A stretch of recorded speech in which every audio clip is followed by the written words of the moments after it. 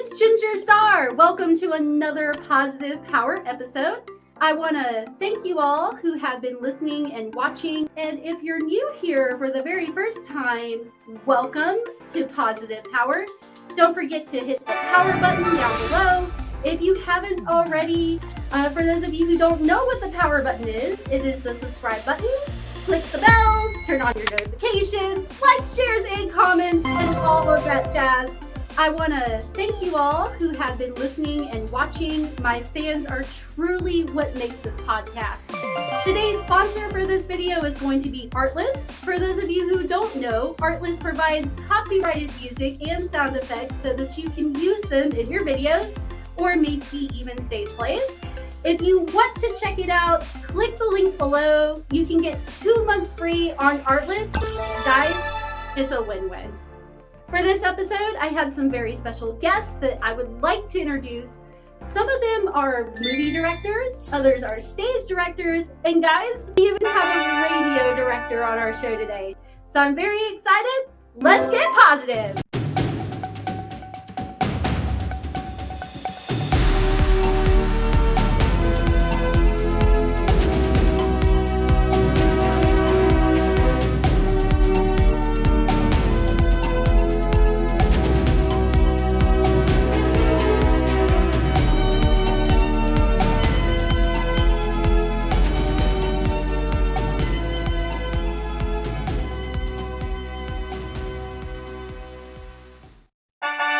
For the very first guest, his name is Dan Wolpe. He is a playwright, actor, and director living in Queens. He's written 31 plays that have been produced in Philly, Albany, New York, LA, Austin, Orlando, Boca Raton, West Hampton, and Jerusalem. He is a frequent contributor to the Short Plays podcast.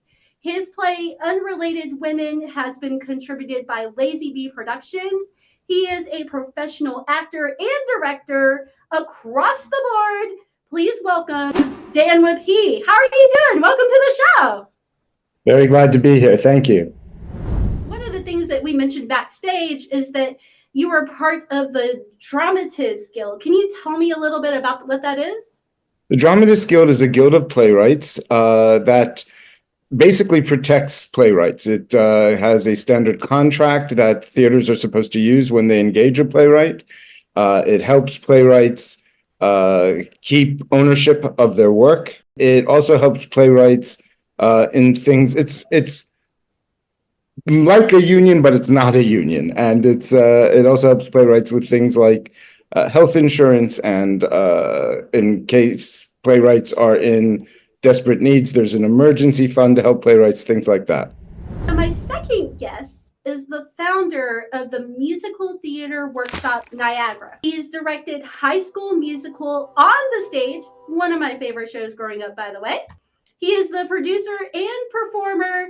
Give it up for Brian Data. How are you doing today, Brian? I'm doing very well. A little cold, but, we're surviving. How cold is it? It's, I would say the temperature maybe is in the teens with a wind chill of almost -0. Oh, wow. One of the questions I had for you, what made you want to get involved in theater? I started, I got bitten by the bug, actually, back in high school. I went and saw my high school production of Fiddler on the Roof. And I fell in love with the show. And then the next school year, I joined the stage crew, and I've been involved ever since. I loved it. I dabbled a little bit in acting, and obviously did the stage crew thing, and directing as well. Oh, wow. That is awesome. That's really cool. So my next guest is no stranger to the director's chair and is excited to be back at the Theater Bristol. She began acting at the age of 7 while receiving her fundamental training at the Warner Theater Center. She has stage play and voiceover experience. She is the voiceover artist that I strive to be. Please welcome to the virtual stage, Melanie Yakins. How are you doing today, Melanie? Hi, I'm doing really well. I'm excited to be here. Yes, and you're an acting coach too? I am. I do a little bit of everything. I act, I direct, I'm an acting coach, and I teach. Oh, so you just kind of like do it all. You're like living my life. You're living my dream life. That's so awesome. Come and join me. It's a lot of fun. And my next guest, he's a very familiar face. We've done a couple of collabs before. He is a big-time director and show host at Kicks 96 Radio. He's interviewed a lot of big-time celebrities. I'm still waiting on those autographs. I'm just saying. And he himself has been involved in stage, movie, and podcast performances, both directing and performing. If you're a fan of country music and villains, this guy will be your favorite cup of tea. He is everyone's favorite voice on the radio. Introducing my good friend, Fletch Brown. How are you, Fletch? I'm good. Thank you for having me. I'm happy to be here. How's everybody? We're good. I'm actually doing very well. Thank you for asking. Very well. Thank you. So the next one is also a very good friend of mine. And I've also performed on a couple of his movies. This guy is the creator of Late Bloomer Studios. He's received multiple honorable mentions in film festivals for his films. And he is a brilliant performer, both in movies and in stage plays. Welcome, my very good friend, Don Grace. How are you today, Don? Well, I'm pretty good. Glad to be here. I was kind of wondering for a minute who you were talking about. You were wondering who I was talking about. Why would you say something like that? You're amazing. Well, thank you. Oh, Oracle has joined us, guys. He is now part of the show. You're late, buddy. What's up? I'm sorry. I had to do young man things, lift some weights, shovel some snow. Didn't time it very well. I haven't done too much directing. Actually, I'm kind of trying to stay in the sound designer or sound mixer space. I do sometimes collaborate with, the videographers and stuff and help piece it together. This film? Mm-hmm. We'll have to do some collabs later on in the future, for sure. Sounds like a plan. And today's word of the day is going to be Shakespeare. So directors, your challenge, should you choose to accept it, is to say the word Shakespeare as many times as you can. You guys accept the challenge? Yes. Yeah. Bring it on. Awesome. And for those of you audience members who are following along with us, do not forget to comment how many times that they say the word Shakespeare. And we're going to make it even more fun for those of you who get the number right and can say who said it the most in the first comment. They're actually going to get a mystery prize from Positive Power sent to them. That's really cool. Yes, it is. Yeah, so you guys are going to help out my audience today. They're going to be competing for a prize. I have a little bit of a surprise for the directors. A little bit of a pop quiz just to see how well versed you guys are. Are you guys ready? Yep. Yeah. I guess. I say that nervously. On to the quiz. What is the greatest play that Shakespeare ever wrote? King Lear. Hamlet. Hamlet. Juliet. So the correct answer was Hamlet. Although, fun fact, some people do kind of argue that King Lear was the greatest play ever wrote.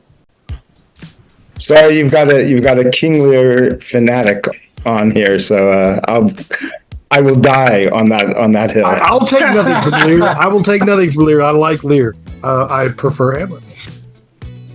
You know, it's interesting with Shakespeare, there's a lot of personal opinion that comes into it. Like, we can say that Shakespeare's most famous or most popular play is Hamlet, because it likely is. It's the one that everybody has to read. But my personal favorite Shakespeare play is actually The Comedy of Errors. And it is one of the most underrated Shakespeare play of all time. I agree with that. I've taken many classes and about Shakespeare, on Shakespeare. Obviously, like I said, I mentioned Romeo and Juliet, but we've also talked about Macbeth and Midsummer Night's Dream as well.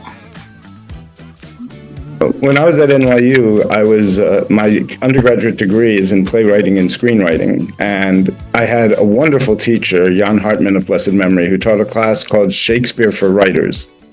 And we analyzed the plays as a playwright, not as actors or directors, but as playwrights. And he would point out how every dilemma that a playwright might get into comes up in Lear, and how Shakespeare settles these dilemmas and what route he takes to, one of the things that he taught, for example, is that Shakespeare has this wonderful quality that you write your characters into a corner, and then what do? Well, Shakespeare realized that the first thing you do is you have the character say, I'm in a corner, what should I do? And Lear is filled with moments like that, and that's why I think it's such a brilliantly written play. You guys will have to, maybe we can have a separate podcast where we can debate which play is better, like Hamlet versus King Lear. That one's going to go on for several seasons. We'll have to start with the tragedies, then we can do the comedies, and then the histories. But yeah, that one's going to go on for a while. What theater is the oldest theater in the world? I believe it's the Theater of Dionysus. The Olympic Theater is the oldest standing theater, Right. but the original theater was the Theater of Dionysus in Athens. Y'all probably got the right answer. It's written to be a natural rock amphitheater somewhere in the Tigris-Euphrates Valley. But nobody knows. That place where Thespis was from. What are the three origins of theater? The three origins? Mm-hmm. You're talking about the intellectual origins, like dance, maybe storytelling, that kind of thing. Yes, and actually, storytelling is one of the answers. Oh, wow, we're getting meta. Yeah. So the correct answers were storytelling, imitation, and ritual.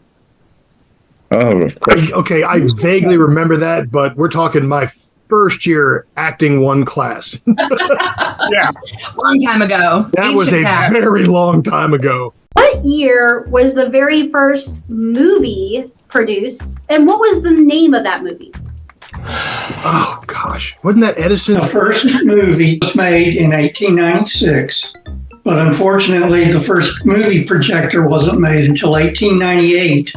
So it was 2 years before they knew what it was about. So the first movie was produced in 1888, and it was called The Round Hay Garden Scene. Is anybody familiar with that? I've never heard of that. Around a garden, what?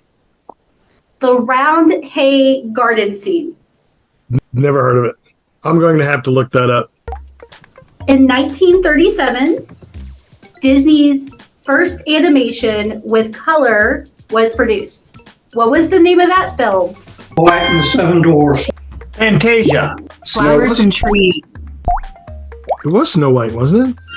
Yes, it was Snow White and the Seven. Don, didn't you say Snow White? Yeah. Okay. Yes, yeah, that was my answer. I believed it was Snow White, yeah. Where was the very first commercial radio station broadcasted at, and what year was it broadcasted? Detroit in 1922, 21 or 22. I actually have it listed in Pittsburgh. Pittsburgh. In 1920. That's it. Because we just hit It was Pittsburgh. You're right. It wasn't Detroit. I was thinking, okay, Pittsburgh, Detroit, Philadelphia, New York, and I went with Detroit. But you're right. It was Pittsburgh, but it was 1922, wasn't it? Or 21? 1920. 20. Because we just hit our centennial. And I think what happened was we hit our centennial the exact same time the pandemic hit, and everything blew up. So, but I did know that. But I was like, oh, what year was that? I knew we just hit 100. We just hit 100. So, yep. What year was the Broadway production of Annie first released? 1977. That is correct. Wow. You got that right.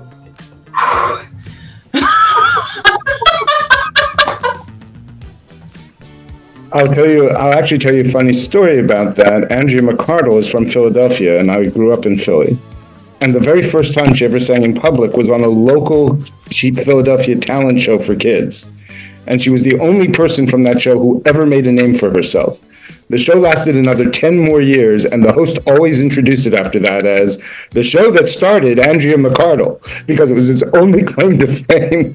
So for 10 years, this is the show that began Andrea McArdle's career every single week. And what year was Annie the comic book first released?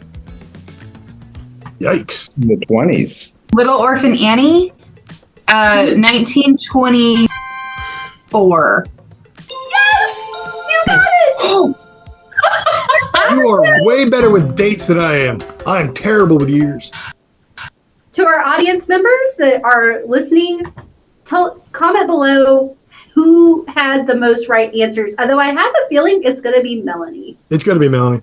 I think that we already have a fan favorite in the house, and I think it's you, Melanie. Everybody's looking at you. Oh, I'm sad now. Oh, no, don't take it that way.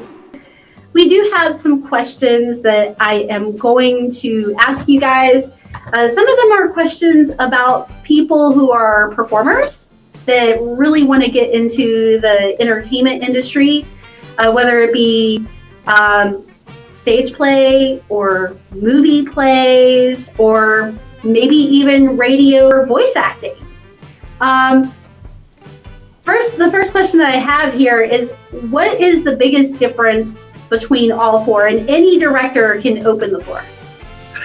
I would say, like, it's primarily like with the stage, theater.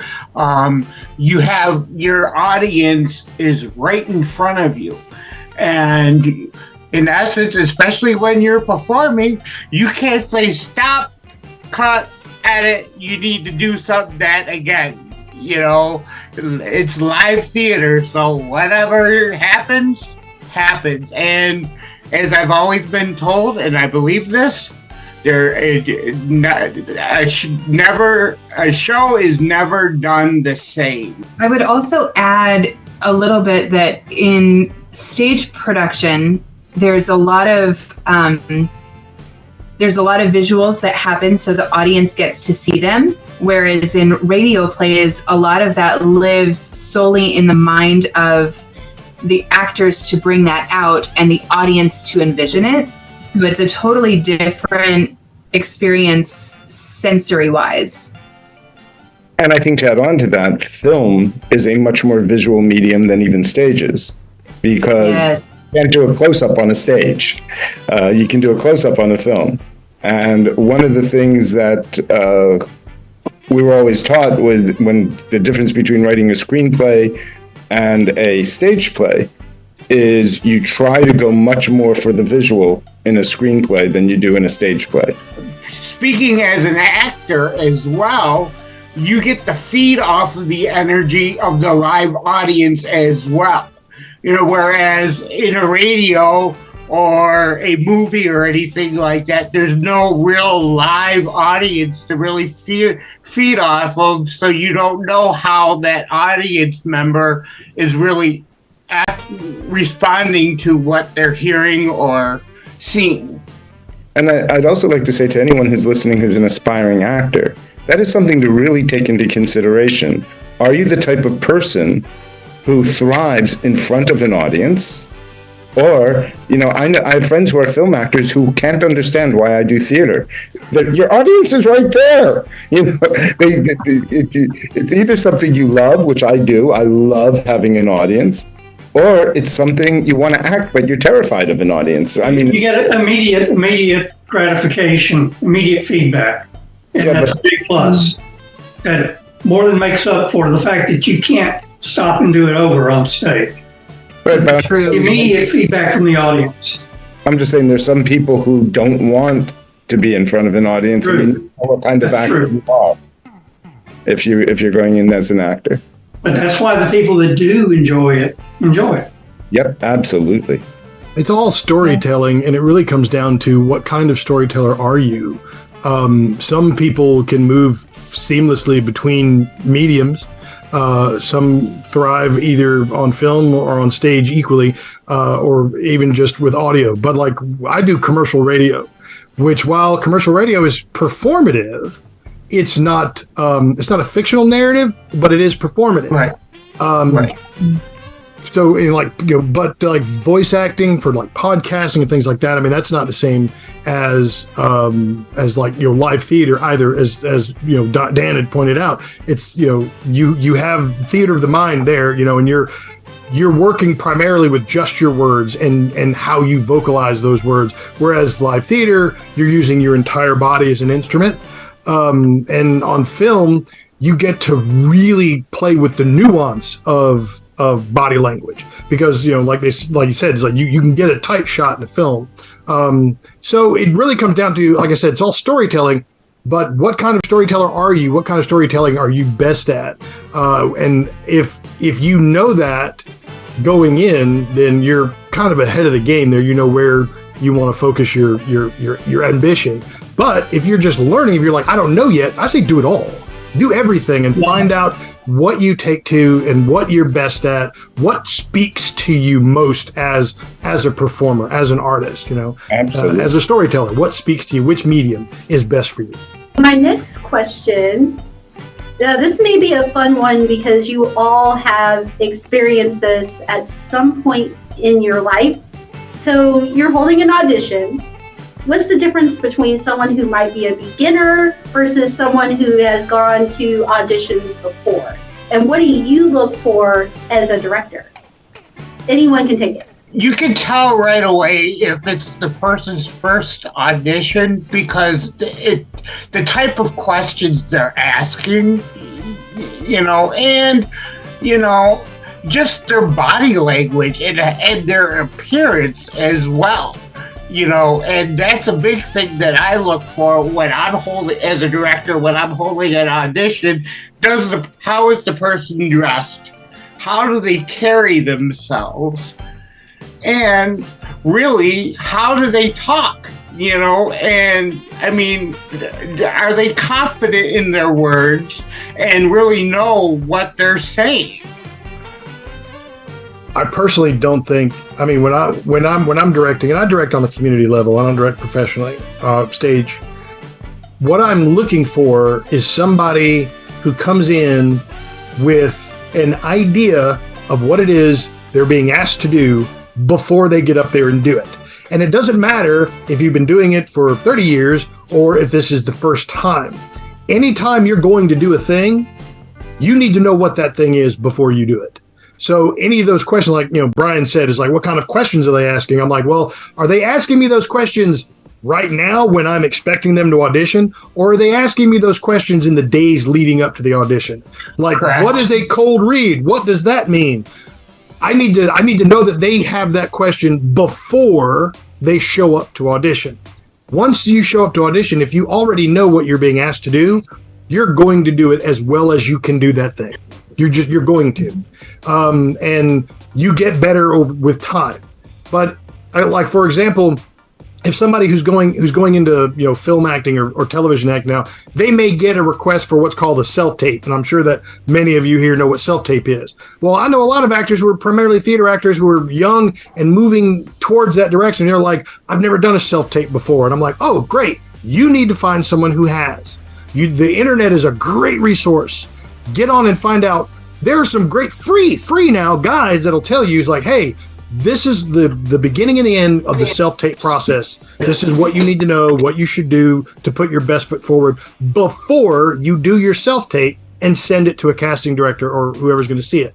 So when it comes for me, if you put a person on stage in front of me who's going to audition, I don't care if it's the first time they've ever done it or if they've been doing it for 30 years. If they get up there and they're showing me that they already have an idea of what it is they're being asked to do before they do it, those are already points in their favor. All right, that's actually a good point.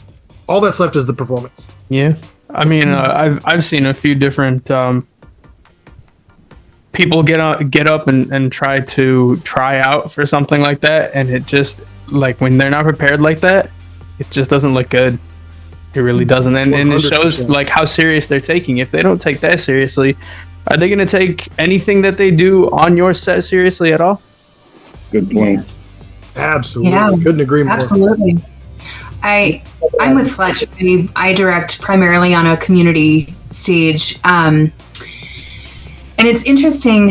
There are some folks who audition poorly, and it doesn't matter how long they've been doing it or how many times I've seen them audition. They're nervous. They don't feel like they're prepared, even though they are. And I've gotten to a point where I extend an awful lot of grace to actors and performers in general for how they present themselves. And what I'm looking for is, are they willing to take risks? Are they willing to do something different than everybody else? Are they bringing something unique to this audition process? You know, if it's the 50 bazillionth time I have heard somebody sing on my own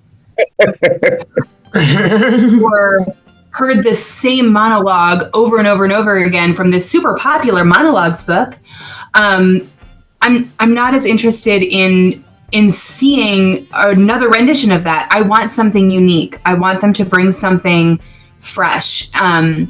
If we're doing a cold read, are they willing to do something memorable as opposed to what is anticipated or what somebody else just did 5 minutes ago?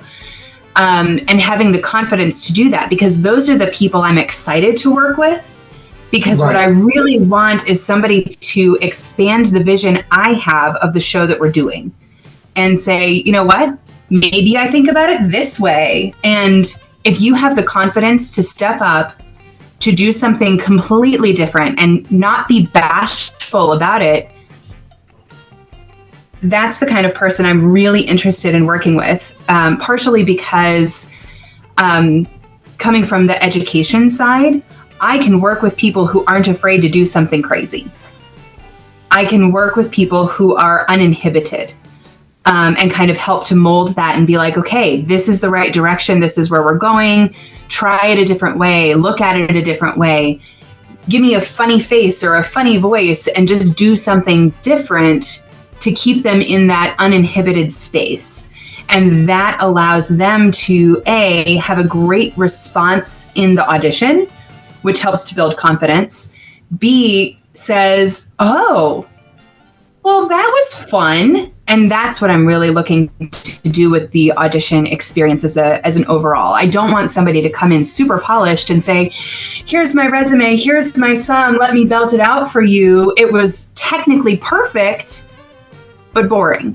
And I'm like, that's what I'm going to have to work with on set for the next 6 to 10 weeks, plus performances. Right. I'd like to piggyback on that statement because I think you raised something really important. A lot of non-theater people believe that the job of the director is to tell the actor what to do. No good director tells an actor what to do, and no good actor will put up with the director telling them what to do. The job of the actor is to interpret the role that they have been cast in.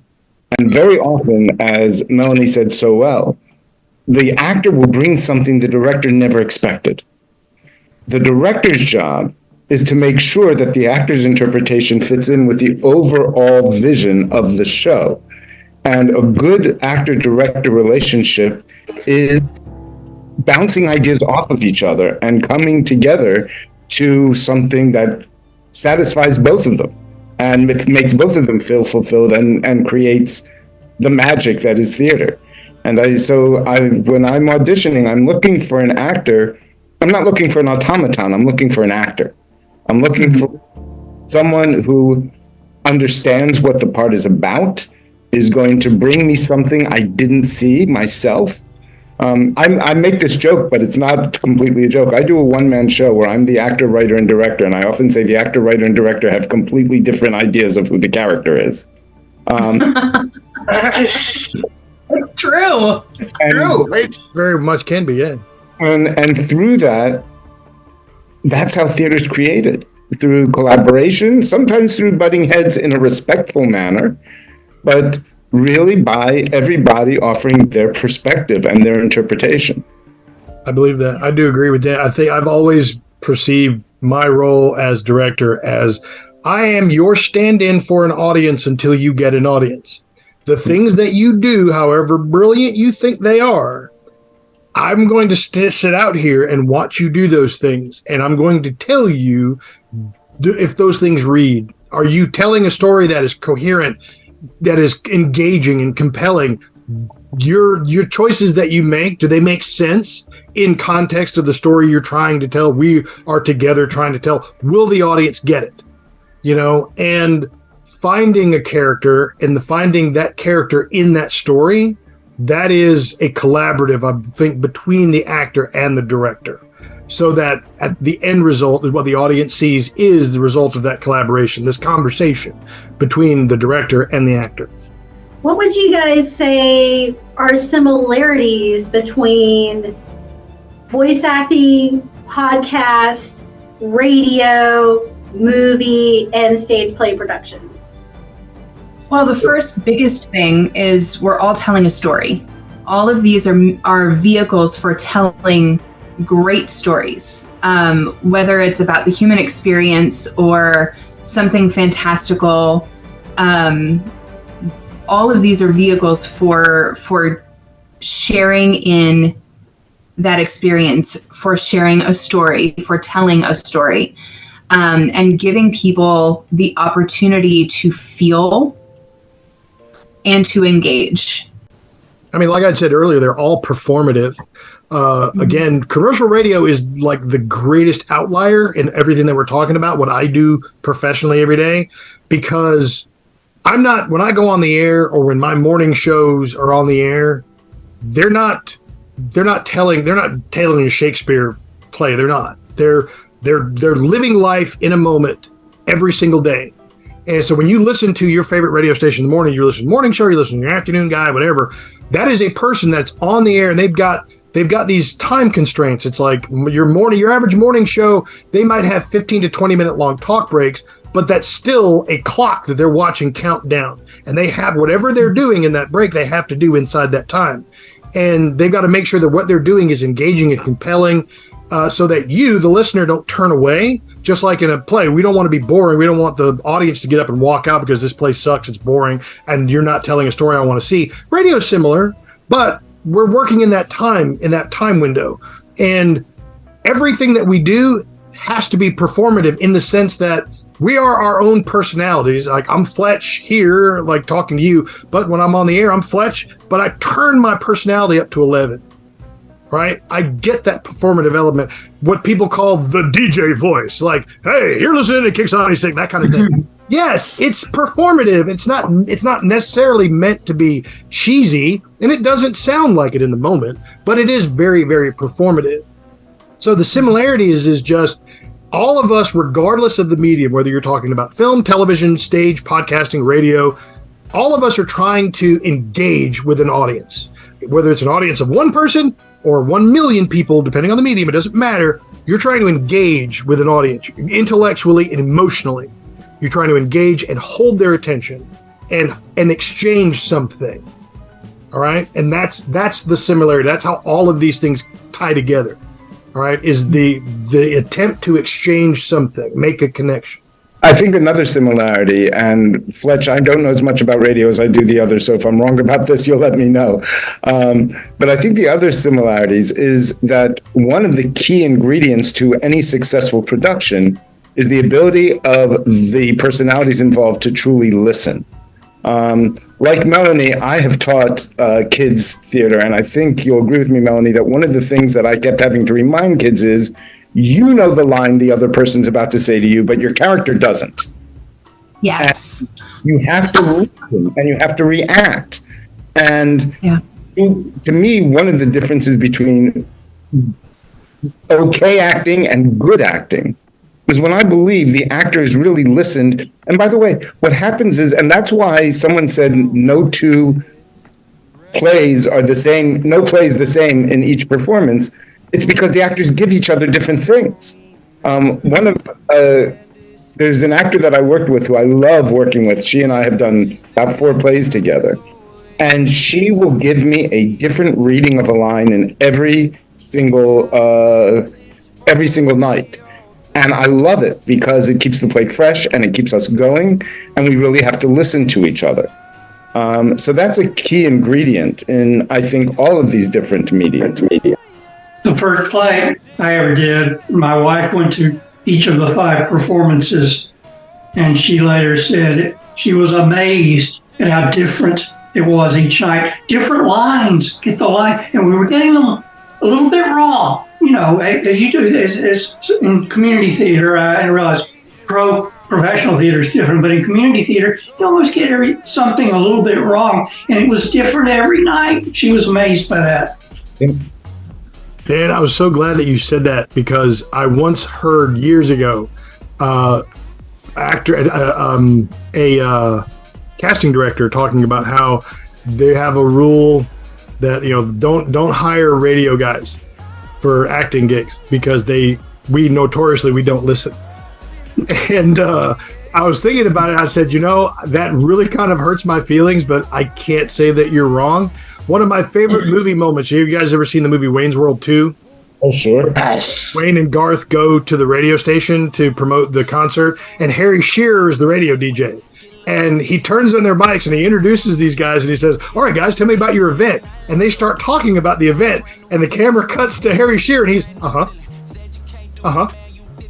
right, the whole time. And I'm watching this and I'm going, oh, that is so real. Oh, so real. And it was just one of the realest moments in film. And it's true. It's like, you know, Dan, what you said was so amazingly relevant. If you're going to perform ensemble, if you're going to act, acting is listening. It is. It's listening. And radio people have a really, really, really bad habit of not listening. But I have noticed that whenever like me personally, when I've worked with people who have a theater background who move into on air as radio personalities, they tend to do quite well because they already have that performative, part of them that's just sharpened and ready to go. So, but yeah, listening is super, super important. Just real quick, I just wanted to kind of add, you talk about listening, but conversation, when you're on stage and you're talking with your character or your character, it's normal conversation, even though the script says do a pause between lines. It's like you need to keep the conversation going. It's not like, oh, I said my 3 lines, I'm done, and that's basically it. No, keep it moving, keep it interesting. One of the old adages that gets said an awful lot is acting is reacting. And the truth is, you can't respond to something in an authentic way unless you heard the way it was, rewind. If you did not hear the way that the line was delivered to you, you're not reacting to how it was said, you're reacting to the words you memorized. And that's not the way that acting works. I've worked with several different folks of all ages. It's not just kids. It's not just new actors. Sometimes older veteran actors need this reminder too. You have to listen to how somebody else said their line so that you know how to respond with the line that you already have. Yes, you have a script. You're supposed to say this line next, but how you say it is not dictated inside of that script. And you playwrights know that that's how it is. When you write it, you can't predict how somebody is exactly going to say it either. So you have to have that idea of, oh, this could be said multiple different ways, because that's the reality of when you perform something. It's never the same. It's always moving. It's alive, which is why plays are not static. They are ever evolving. They are alive. And it makes a huge difference to react that way and to really listen. When I've directed before, I've told my actors about how you say a line. It matters. And how all the different ways that you can say a line. And as an example, I said there was an old TV show in the 1980s called Quantum Leap. And Scott Bakula played, the main character. And at the end of every episode, he says, "Oh boy." And one of my favorite things to note is that during the run of that show, he never said "oh boy" the same way twice.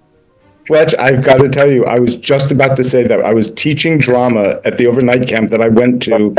To show them that, I videotaped 8 different of his "oh boys" so that the kids could see this, and they were stunned because this was 2 words, and 8 different times he said it, never once saying it twice the same way. Never said "oh boy" the same way twice. 2 words. I'll also tell you that how a line is said is also based on who you cast. One of the greatest lessons I learned in acting, more than any of the classes that I took, came from a play called Love Letters. For those who aren't Love Letters, it's basically a man and a woman sitting at a desk reading the letters they wrote to each other over a 40-year period. And when I was living in LA, the way they got people into the seats, because let's face it, if you say that as your tagline, it's not the most exciting sounding play ever. They would have famous people who were either married in real life or who played marrieds on a TV show, do it, and they change the cast every 6 weeks. So you might see, Robert Reed and Florence Henderson one week, and then someone else the next week. Well, because the student tickets were real cheap, I would see it whenever an actor I liked was in it. There's a line in the play, "I haven't heard from you in a long time, are you in trouble?" When Leonard Nimoy said that line, it was one of the most poignant moments in the entire play. When Larry Hagman said that line, it was the funniest moment in the entire play. Same line, but different actors and different interpretations. What is the best character that you guys have either casted or performed? The director, or that we ourselves have performed? Both. My favorite is a character I created. Name is Aminadab. He has a green face. He wears a navy blue hoodie. Talks with a Cockney accent. He's a former lab assistant to a mad scientist named Lord Clarence. That's my favorite. I would say a character that I played is Billy Bibbit from One Flew Over the Cuckoo's Nest, because not only that type of character, but I was able to experience, and I had experience with what that play was about. My favorite character that I played was named Timothy. In the very first, I've done 2 one-man shows. This is the first one-man show that I did. And what I loved about Timothy was that he got to do all sorts of vile and evil things that I would never, ever do. So that was fun to play. I'm tempted to go with the big ones, like when I played Othello, when I played Macbeth, but they weren't. They were heavy, and they were big, meaty parts that I got into. But I think the character that I probably bonded with the most was probably when in college we did Measure for Measure, and I played Lucio. And Lucio, in that, if you're familiar with Measure for Measure, Lucio is something of a scoundrel, kind of like a pimp, not really, but he's kind of a scoundrel. And he's a lot of the comedy in Measure for Measure. And I really, really, really got into, probably more than my castmates were comfortable with. I got really into that character. At one point, I asked the director, I asked him if he would allow me to have a prop. And the prop that I asked for was a carrot. And he was like, a what? A carrot? A carrot? I said, yes, I want to play Lucio. And I want to, every time he's on stage, he is holding a carrot. And he's like, why? I said, because it's phallic. Lucio is the sexual energy in that character, just about everything that he does, he's scandalous and libidinous and all. And I said, and he's just got this carrot. And he let me play with this carrot, and I used it. I mean, in every scene in my cast. I mean, I really felt like it elevated my performance as Lucio, and my castmates were.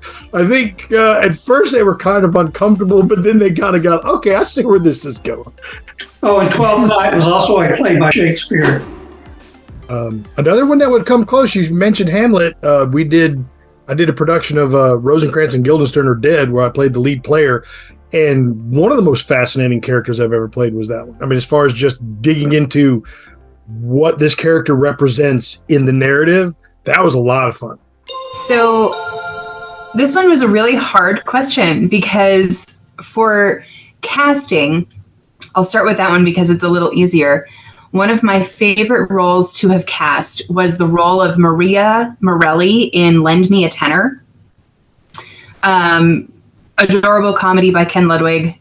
We had so much fun with this. The woman that I cast, by far, like, I will never see another version of this show where I'm not like, Carrie did it better. Because she came to that audition and just oozed Maria's energy. And she was fairly new to the acting scene. She had done a couple of shows before, very new to the things. She just said, I don't know what it is about her, but I just, and I was like, I feel that. And she read for Maria, and I said, yep, she's it. And I had to cast the rest of the show around her, because I knew I didn't want anybody else for my Maria.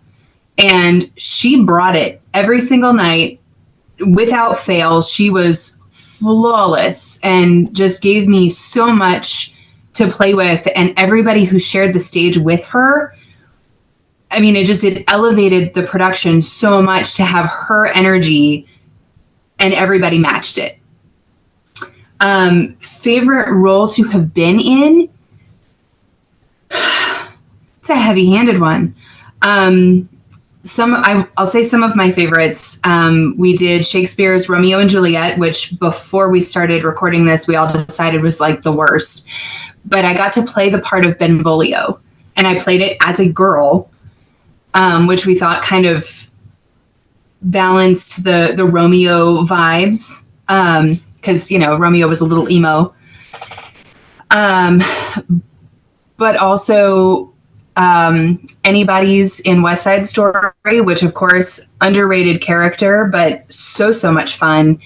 And bucket list role was Fantine in Les Miserables. I played Happy in Snow White and the Seven Dwarfs, like the adaptation of that, and I had a lot of fun with it. It was in a completely different language that I did not actually understand. So that was I kind of spoke a little bit of it, but it was definitely a lot of fun, because it was just fun. And people were talking earlier about how you kind of can feed off the energy of the audience, and that was like probably what I remember the most about that particular part. For me personally, I don't know if I have a favorite character per se, but I definitely have a most memorable character. It was my very first stage play. I was in elementary school, and they were doing a show called It All Happened in the Country. And one of the main characters that had a lot of speaking roles was this little girl named Cormay. And I just remember getting the script, falling in love with the character, and I read my lines like every night. I drove my mom crazy. And there were probably about 8 or 9 girls that actually competed for that role. But I didn't even realize that I was competing. I was just having fun with it. And they casted me for the part. It was like a no-brainer. I remember, I think the music teacher and a couple of other teachers and the director, like they all just got all the girls and they just started saying the lines, and I did not miss a beat. That's probably my most memorable play that I'll never forget.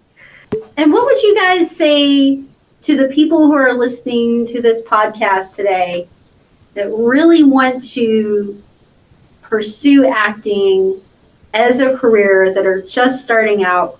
What would be your best recommendation for them? I'm going to say something that one of my acting teachers said, and then I'm going to add to it, and it's going to sound negative, but it's really not.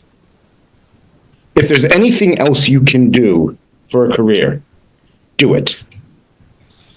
Because I think a lot of people who want to say they want to be actors have no clue how difficult it is. And the other thing for any actors out there, if you are going into acting because you want to be a star, you will never be an actor. The overwhelming majority of actors, of great actors, are people whose names you don't know. And if you want to act because you love the art of acting, because it fills your soul, and because it is who you are, then God bless you and go out and do your best. But if that's not who you are, don't become an actor. I could not add a single word better. Dan, That's you it. nailed it. Yes. Mm-hmm. That's it. And it's not, I will add, because that was the perfect answer. I will add that there is no right way to get into acting. If you are miraculously bit by the theater bug, or you're just like, oh, that would be so cool, or you decide, yes, that's what I want to be doing, try it all. Try it all. Get on stage. There are community theaters everywhere. You don't have to go in with crap tons of experience. Just show up.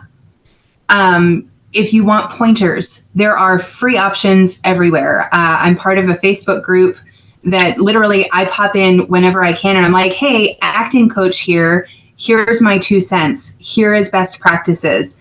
I'm happy to give away that information for free because I want people to jump and to go and to feel confident in doing so. Find voiceover stuff to do for fun. Audition for commercials. There's postings everywhere for people that are like, we need extra bodies. Do it. Just go. Just do it. Create cool stuff. And if you think of something more exciting or something you'd rather be doing, do it. Don't be an actor. If that's not the goal, don't do it. Don't let anybody tell you you can't do it. Exactly.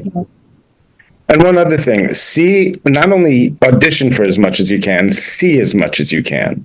See as many plays, as many movies, as many whatevers as you possibly can, and watch the other actors. See what they do, see what choices they make, see how they choose to interpret things. Because one of the great ways of deciding what kind of actor you are is by looking at other actors and deciding what you like and what you don't like about the way they perform. One of the things that really struck me recently was just a question someone had asked me, and it was simply like, they were saying to me, why are you expecting someone else to understand a vision that only you can see? And, you should just keep that in mind. It's like, you can tell everyone and anyone, yeah, I'm the next Michael Jackson, I'm the next whatever, but they can't see it because it was for you, I think the biggest advice I can give is don't be bashful. Right. Do something creative and let it feed your soul. And if it's not feeding your soul, that's not the right creative outlet for you. But once you find it, all bets are off. Do the awesomeness. If you don't succeed, try again. if you really want to try acting, try it, and just give it a shot and see how you can take it and see how you feel about it. And remember that every single actor who's ever acted has been rejected. Oh yeah. And don't let rejection be what gets you to stop. If this is what you really want, just keep going until you find the right part. And that rejection is not personal. The same casting director who rejects you for one role might cast you for another role. Rejection is not personal. Celebrate the rejections. It's a thing. Celebrate the rejections. Learn from them too. Yep. Mm-hmm. Yeah.